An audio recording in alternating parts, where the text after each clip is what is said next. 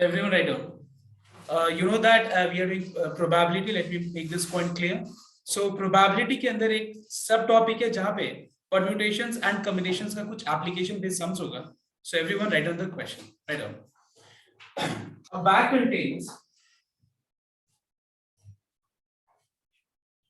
contains 4 red,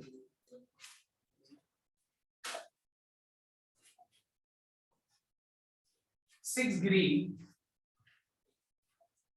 and 8 blue balls.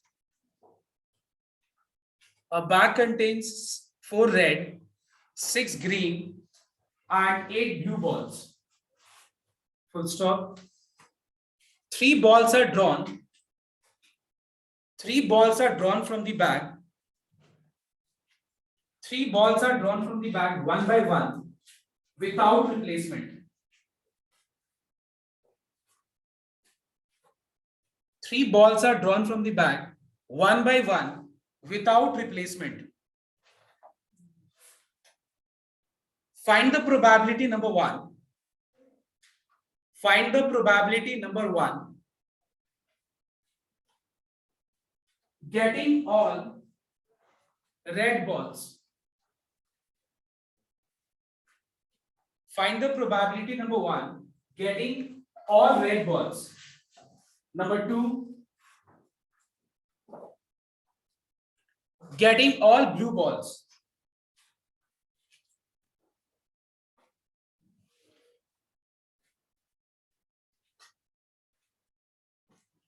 Number 3. Getting exactly 2 green balls. Getting exactly 2 green balls.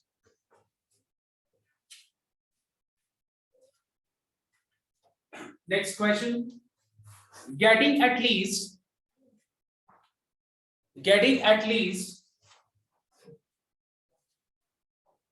1 red ball. Getting at least 1 red ball. Done. Next. Getting at most 2 blue balls. Getting at most 2 blue balls. All right, everyone. Now I want your attention here, everyone, and please follow this very carefully. Okay. Now here, now you know that if I start these type of questions where you're going to apply the concept of combination, I know that you'll be able to understand because you know a bit of combinations now. थोड़ा बहुत तो combinations अब तुमको पता है, ठीक है? Though your doubts is not clear at this point of time, but you know a bit of combinations, right? So let us start with the first. This particular question. So in a bag we have got 4 red, then we have got 6 green and 8 blue balls. एक bag में 4 red, 6 green and 8 blue balls है, और मुझे इस bag में से 3 balls को select करना है. क्या करना है बताओ तो? सेलेक्ट. क्या मुझे अरेंज करना है? नहीं. एक बात बताओ तो, ये जो मैं जो 2 बात बोला कि क्या मुझे सेलेक्ट करना है या अरेंज करना है, तो बताओ तो सिलेक्शन जो टॉपिक है ये कौन से टॉपिक को कहते हैं हम लोग बताओ तो? Combination.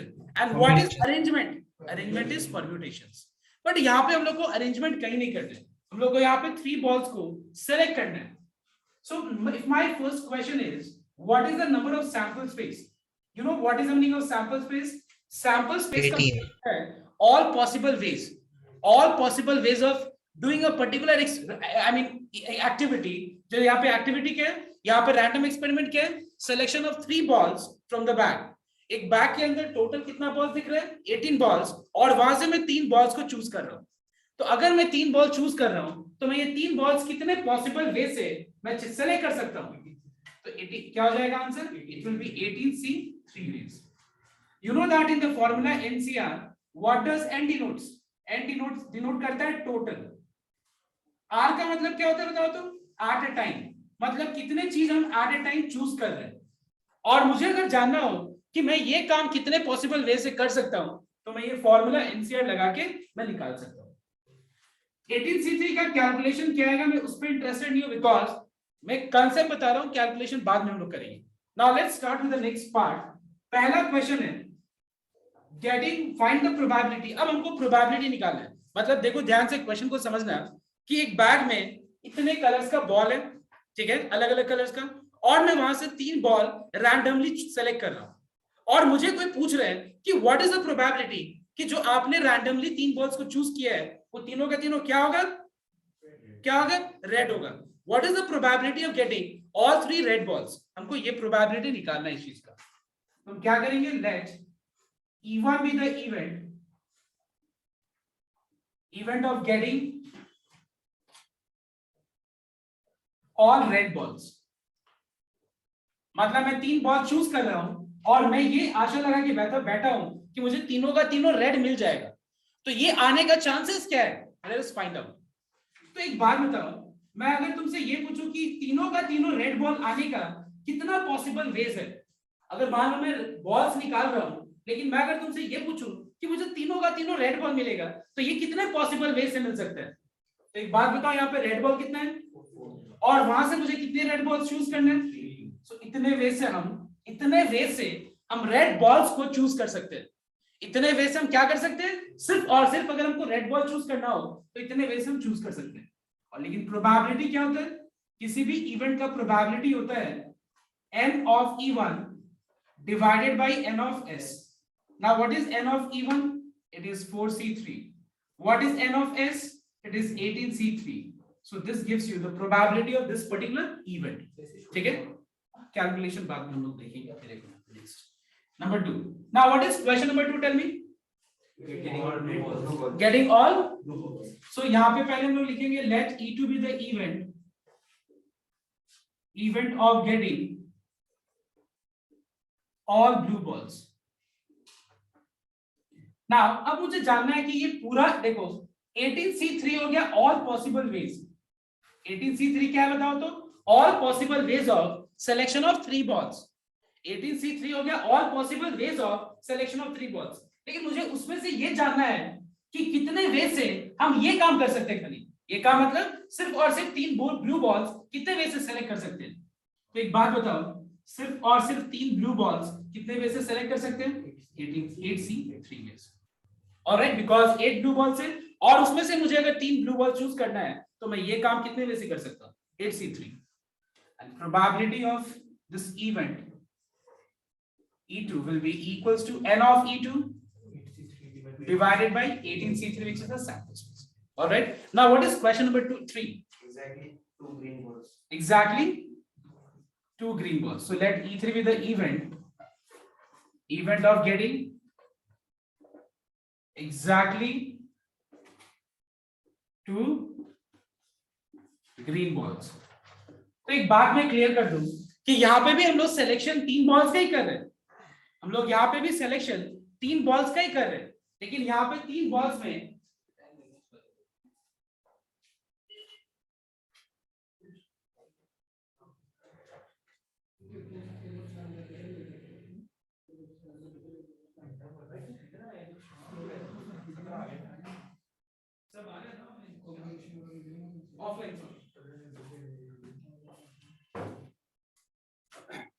Now everyone note down, मैं बॉल्स 3 ही चूज कर रहा हूं, ठीक है, मैं 3 बॉल्स ही चूज कर रहा हूं, लेकिन मुझे 3 बॉल में ये जानना है कि अगर एग्जैक्टली 2 ग्रीन बॉल्स आए तो कितने वे से हो सकता है। Now the question is exactly 2 green ball मतलब 2 ग्रीन बॉल और बाकी एक क्या बताओ तो non green. Correct, very good, ठीक है। तो एक बात बताओ, मुझे सेलेक्ट करना है 2 ग्रीन एंड 1 नॉन ग्रीन, मुझे बाकी के कलर से कोई मतलब नहीं है, ग्रीन मुझे सेलेक्ट करना है, उस कलर से मुझे मतलब है, और बाकी जितना भी कलर्स है वो हमारे लिए क्या है, नॉन ग्रीन, तो वो ग्रीन नहीं है, वो किस कैटेगरी में रखेंगे, इस कैटेगरी में रखेंगे। एक बात बताओ, हमारे पास कितना ग्रीन बॉल्स है बताओ, टोटल 6 ग्रीन बॉल्स। कितने सारे नॉन ग्रीन बॉल्स है, 12। अब बताओ मुझे यहाँ पे मैं जानना चाह रहा हूँ कि कितने वे से मैं 3 बॉल चूज कर सकता हूँ such that exactly 2 will be green.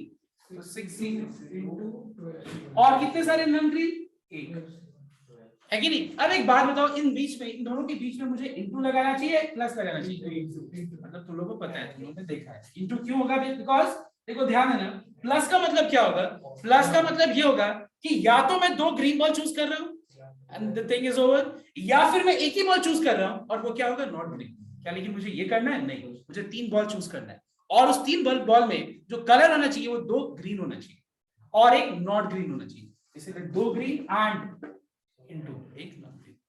Alright everyone, so what is the probability of this event? Probability of this event will be 6c2 into 12c1 by 18c2 by 18c3. All right, just copy down to levels.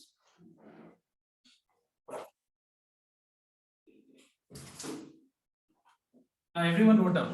मैं क्या बोल रहा हूँ ध्यान देना एक बार. पहले इस चीज को कॉपी मत करो, पहले देखो. So suppose we are selecting 3 balls, all right? And I'm always thinking of getting at least one red ball. One red ball. Now I'm always thinking of selection of red balls. ठीक है, मैं 3 ball select कर रहा हूं और मैं काश सोच रहा हूं कि वो रेड बॉल्स हो. सोचने से नहीं होगा, रैंडमली मैं 3 बॉल चूज कर रहा हूं तो वो 3 बॉल्स क्या हो सकता है? If I think red point of view, अगर मैं सिलेक्शन जो है रेड के पॉइंट ऑफ व्यू से देखूं, रेड कलर बॉल का पॉइंट से देखूं अगर, तो वो 3 बॉल्स में क्या हो सकता है? ध्यान देना. ऐसा एक सिचुएशन हो सकता है जब तीनों का तीनों बॉल रेड होगा. ऐसा एक सिचुएशन हो सकता है. ऐसा एक सिचुएशन हो सकता है जब 2 रेड होगा, एक नॉन रेड, और एंड एक क्या होगा? Non red. ऐसा एक सिचुएशन हो सकता है जहां पे एक रेड बॉल होगा एंड 2 क्या होगा? Non red.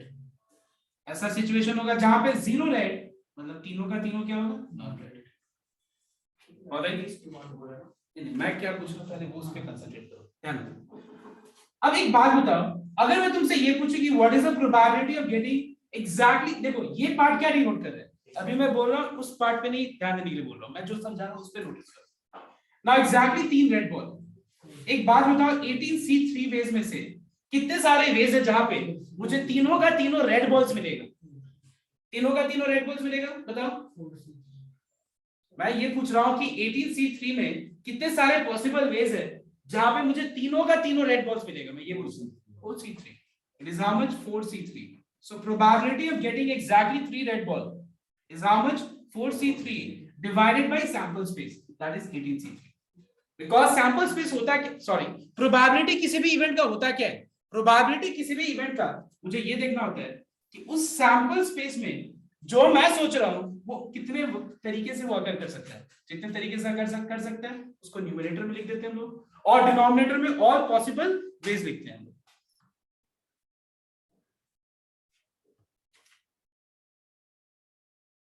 अगर मान लो तुमसे ये पूछा जाए कि कितने, what is the probability of getting exactly 2 red ball and 1 non red ball? So 18c3 हो गया डिनोमिनेटर में. कितने वे से हम लोग एग्जैक्टली 2 रेड बॉल सेलेक्ट करेंगे? तो 2 रेड बॉल मतलब 4c2 एंड एक रेड बॉल नॉन रेड मतलब 14c1 मल्टीप्लाई. अगर मान लो ये पूछा जाएगा probability of getting exactly 1 red and 2 non red, तो डिनोमिनेटर में आ जाएगा 18c3 और न्यूमरेटर में आ जाएगा 4c1 into 14c2. अगर बोला जाएगा एग्जैक्टली मतलब एक भी रेड नहीं, मतलब ऑल 3 नॉन रेड, तो नीचे आ जाएगा 18c3. डिनोमिनेटर में सैंपल स्पेस तो सेम रहेगा, नॉन रेड बॉल कितना है? 14c3. Alright everyone, clear? एक बार ये पार्ट को पहले कॉपी कर लो, ठीक है? जस्ट एक बार कॉपी करो. Just giving you a few minutes time. Everyone note down. Just calculate this and this. Just calculate once.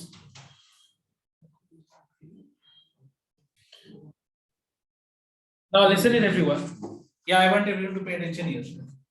अगर हम ये सारा देखो एक बार, इस 3 रेड बॉल आने का प्रोबेबिलिटी को इसके प्रोबेबिलिटी से ऐड करें, इसके भी, और मतलब सारे प्रोबेबिलिटी वैल्यूज को अगर हम ऐड करें तो पता है आंसर क्या आएगा? 1 आएगा आंसर. आंसर क्या आएगा बताओ तो? 1. तुम लोग चेक कर सकते हो. ना मैं ये इसीलिए समझा रहा हूं, देखो ध्यान देना, ये सारा पॉसिबल, अगर मैंने देखो रेड बॉल्स क्या और कोई पॉसिबल वे से आ सकते हैं? अगर मान लो मैं 3 बॉल्स ड्रॉ कर रहा हूं, सेलेक्ट कर रहा हूं, और मैं ये बोलूं कि रेड बॉल्स, तो रेड बॉल्स क्या क्या हो सकता है? ये ना हो सकता है तीनों का तीनों red, 2 red, 1 non red, 1 red 2 non red, या फिर तीनों का तीनों नॉन रेड, और इसके अलावा और कुछ वेज नहीं. अब मैं एक्चुअली ये क्यों बता, देखो ध्यान रखो. Let E4 be the event of getting at least 1 red ball. ये ना at least 1 red ball. अब एक बात बताओ, एटलीस्ट वन रेड बॉल का मतलब क्या होता है? एटलीस्ट वन रेड बॉल का मतलब होता है कि एक रेड बॉल या उससे ज्यादा। याद है मैंने लास्ट डे बताया था कि एटलीस्ट वर्ड का मतलब क्या होता है? एटलीस्ट वर्ड का मतलब क्या होता है? कम से कम, कम से कम उतना, उतना तो होगा ही और उससे ज्यादा भी हो सकता है। तो एक बात बताओ, एटलीस्ट वन रेड बॉल में हम लोग कौन कौन सा केस को ऐड करेंगे बताओ तो? ये वाला केस को, ये वाला केस को, ये वाला केस को। एक बात बताओ, तुम लोग ये तीन केस को ऐड करना प्रेफर करेगा या वन माइनस लास्ट केस को करना प्रेफर करेगा? अच्छा, ऐसा क्यों? तुमको कैसे पता है कि वन माइनस लास्ट केस करना चाहिए? क्योंकि अभी मैंने बताया कि अगर मैं ये सारे इंडिविजुअल केस का अगर मैं प्रोबेबिलिटी का वैल्यूज निकालूं तो देखना ऐड करके आंसर क्या आएगा पता है? वन आएगा आंसर। तो तुम क्या कर सकते हो, तुम ये तीन केस का अलग अलग प्रोबेबिलिटी वैल्यूज निकाल के ऐड कर दो, या फिर one minus probability none of the balls selected are red। ठीक है, बात तो सुनना। एटलीस्ट वन रेड का मतलब होता है एक रेड या उससे ज्यादा रेड। मतलब उससे ज्यादा कितना हो सकता है? एक रेड या फिर दो रेड या फिर तीन रेड। तो हम ये तीन केस को ऐड करके अपना जो टाइम वेस्ट करेंगे, क्या हम ऐसा नहीं कर सकते लास्ट में one minus none of the ball selected are red? है कि नहीं? अगर वन माइनस लास्ट वाले केस करें तो इन तीनों का सम ही तो है। So 1 minus probability none of the balls selected are red। मतलब कितने वे से ये काम हो सकते हैं? 18C3 सैंपल स्पेस हो गया, और इसमें से कितने वे से हम बॉल जो सेलेक्ट करेंगे वो तीनों का तीनों नन रेड होगा। तो कितने सारे नन रेड बॉल्स हैं? ऑलराइट एवरीवन, ये पार्ट समझ में आया नहीं है? बताओ, क्लियर है सबका? अब देखो लास्ट नंबर 5 बताओ तो। नंबर 5 में क्वेश्चन क्या है? Getting at most two balls. At most Two blue balls. let E5 be the event of getting at most two blue balls। तो एक बात बताओ, at most two blue balls का मतलब क्या होगा? ज्यादा से ज्यादा दो। तो ये काम कितने वे से हो सकता है? ये काम कितने वे से हो सकता है? देखो ध्यान देना, ज्यादा से ज्यादा दो ब्लू बॉल मतलब दो ब्लू बॉल एंड एक नॉन ब्लू, या फिर ये हो सकता है कि एक ब्लू एंड दो नॉन ब्लू, या फिर ये हो सकता है कि zero blue and all three non blue. ज्यादा से ज्यादा, ज्यादा का मतलब क्या होता है? उससे ज्यादा नहीं हो सकता है, क्योंकि यहाँ पे मैंने ये पूछा है कि ज्यादा से ज्यादा दो ब्लू बॉल। तो ज्यादा से ज्यादा दो ब्लू बॉल मतलब क्या? उससे ज्यादा नहीं, मतलब या तो दो ब्लू बॉल या तो एक ब्लू बॉल या तो एक भी नहीं। Alright, now just tell me one thing everyone, how many blue balls are there? तो ये काम कितने वे से होगा? 8C1। कितने सारे नॉन ब्लू बॉल्स हैं? 10C2। या तो ये वाला केस, अच्छा मैंने शायद ऊपर वाला छोड़ दिया। 8C2 दो ब्लू बॉल एक नॉन ब्लू, माइनस बता इनटू 10C2 प्लस 10C3। ठीक है, तो प्रोबेबिलिटी ऑफ E5 क्या हो जाएगा? n of E5 मतलब न्यूमरेटर में इतना सारा आ जाएगा और डिनोमिनेटर में n of s। n of s क्या है ये? तो एक बात बताओ, इतना कुछ ऐड करना बेटर होगा या फिर 1 माइनस? बताओ तो 1 माइनस क्या करें? 850/18 और 1 माइनस प्रोबेबिलिटी। तो एक बात बताओ, ब्लू बॉल्स का अगर हम बात करें तो ब्लू बॉल्स क्या हो सकते हैं? तीन ब्लू बॉल्स हो सकते हैं, या फिर दो ब्लू बॉल, या फिर एक ब्लू बॉल, या फिर जीरो ब्लू बॉल, है कि नहीं? मतलब ऑल थ्री नन ब्लू। तो मुझे बोला है at most two blue. At most two blue का मतलब यहां से लेके यहां तक को ऐड करना। तो क्या मैं ऐसा नहीं कर सकता 1 minus all three balls of blue? ठीक है, so 1 minus probability all three balls are blue. So 1 minus probability all three balls are blue मतलब 8C3/8। Is this clear? ठीक है, समझ में आया? तो इसको कॉपी करना।